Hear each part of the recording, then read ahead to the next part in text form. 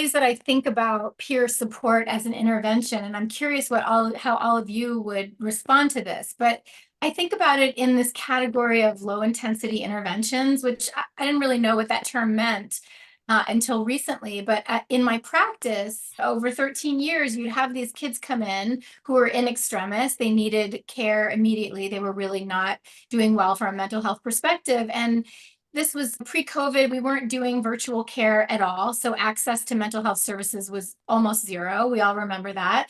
And one of the ways that I would temporize things for them, and this was also before I had REACH training to be able to prescribe meds appropriately. But one of the ways that I would temporize them was say, okay, I know that their sleep is disrupted. I know that their eating habits are contributing. I know that there are certain behaviors that are contributing to their crisis. So what can I do about that? Let me see you every week. That's something I can do. As long as I can squeeze you into my schedule and insurance will pay for it, I'll see you every week and we'll work on, we would do basically using the elements of motivational interviewing to focus on one thing at a time until they get off the wait list and can see a mental health professional. And then maybe at the same time, we do both in parallel. And so I come to realize that there's a body of literature around an intervention like this, low intensity interventions. And I think about peer support as a similar intervention where it may be not necessary for the clinical provider to be providing that level of support, and they may not even be ideally suited. Like how I'm not trained to provide counseling necessarily around behavioral modification, although it's something that I learned in my practice. And so I put that in the same bucket of things that we can do that might, in some cases, and I'm not aware of literature on this specifically, but might in some cases actually reduce the number of kids who end up with diagnoses and need a higher level of care. I don't know if that's something that's been discussed around this sort of an intervention.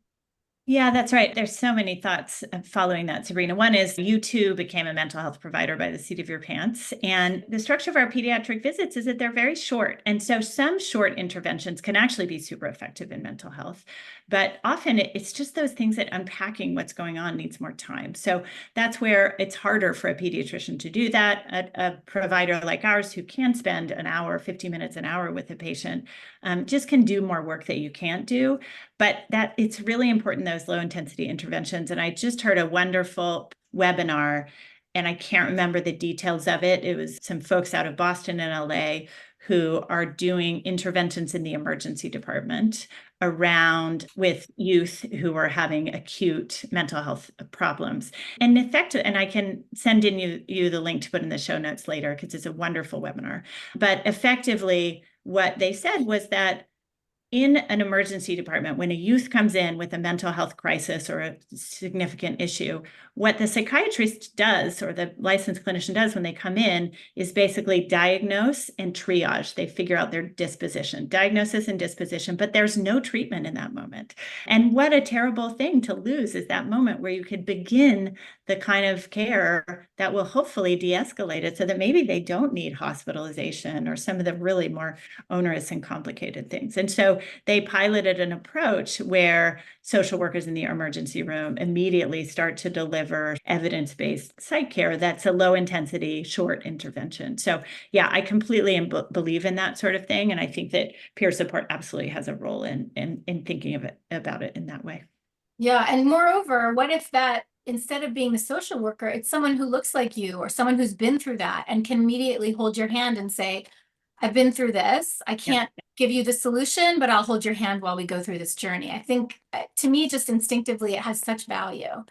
It does. And George, to your point about what CHWs, the community health workers do, the peer supporters deliver both a lot of listening, a lot of strength-based and goals-based, drawing out those kinds of things. But they often do things like help people navigate the care system as well. And peer support on the ground is often that, like, they'll take kids who have been in crisis or just discharged, and they'll take them to get a new outfit or get groceries or help them get a job or fill out a form. And so that kind of life management stuff is also within the purview of peer support.